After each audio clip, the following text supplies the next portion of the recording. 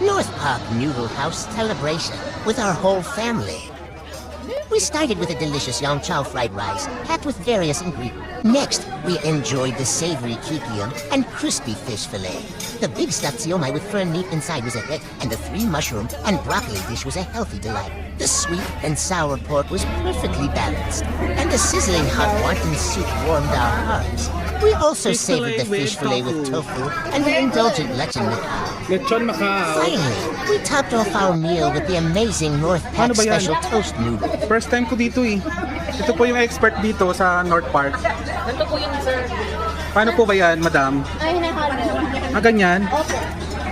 Mukhang masarap siya. Siyempre, matutunay mo namang masarap. Ano pong masasabi mo po? Hindi ko pa ito natitry, so masasarap naman ako dyan. Mapapakit. Wow, ang galing ah. Levitate ka. Okay pala yan ah.